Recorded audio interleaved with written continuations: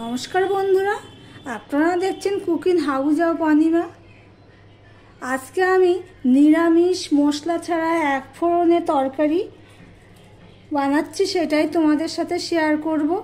তার জন্য কড়াই বসিয়ে দিয়েছি, কড়াইতে গরম হয়ে গেলে তেলও দিয়ে দিয়েছি। আর এই রেসিপিটি করার জন্য আমি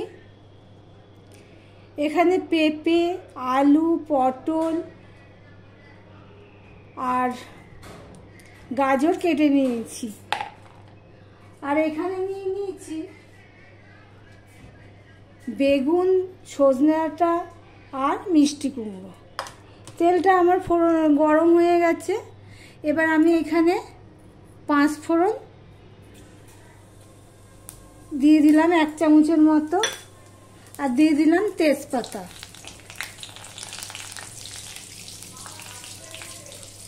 পাঁচফোড়ন আর তেজপাতাটা হয়ে গেলে আমি একটু নুন দিয়ে দেবো, কেন আদা দেবো তো। একটু হলুদ দিয়ে দিলাম। আমি পাঁচফোড়ন আর তেজপাতাটা হয়ে গেলে আমি এখানে আদা দিয়ে দিলাম 2 চামচের মতো, আর দিয়ে দিলাম এই কটা কাঁচা লঙ্কা।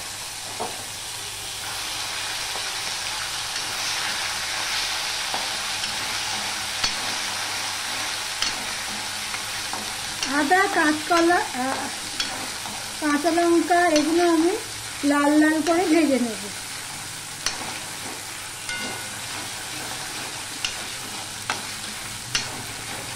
ভিডিওটি সম্পূর্ণ দেখার অনুরোধ রইল। ভিডিওটি যদি ভালো লেগে থাকে অন্তত একটা লাইক অন্তত করবে। ফোড়নটা আমার হয়ে গেছে, দেখো আদাটা আমার লাল লাল হয়ে গেছে। এবার আমি এই সবজিগুলো আগে দিয়ে দেব।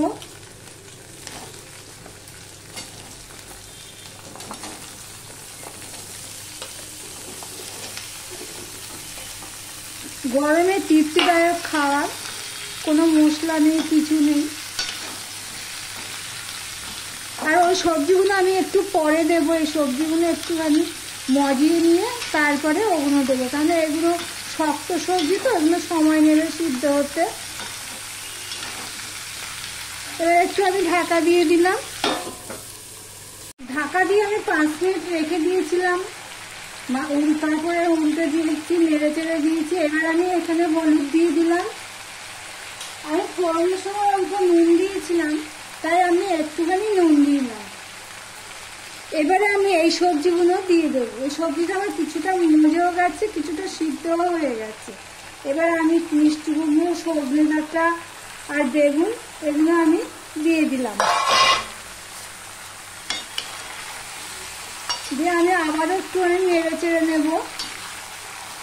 এই তরকারিটা কোনো জল পড়বে না তো, তাই সবসময় ছোট করে দিয়েই করতে হবে, একটু সময় ধরে।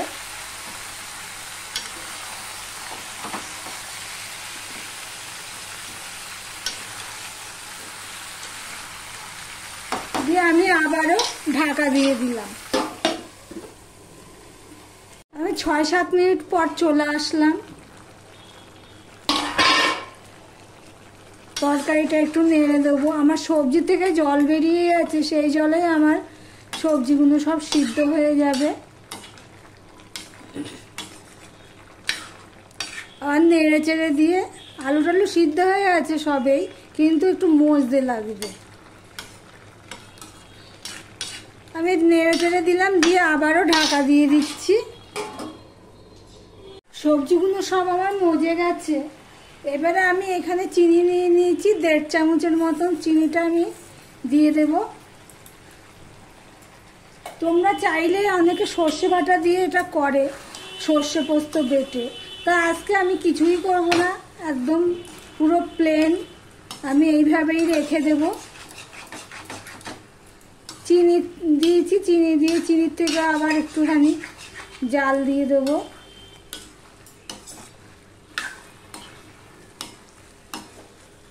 দেখো, এক ফোড়নের নিরামিষ সবজি রেসিপি তোমাদের কেমন লাগলো কমেন্ট করে জানিও। রান্নাটা আমার শেষ হয়ে গেছে।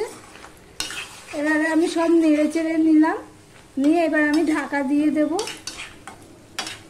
ঢাকা দিয়ে আমি গ্যাসটা অফ করে দেব।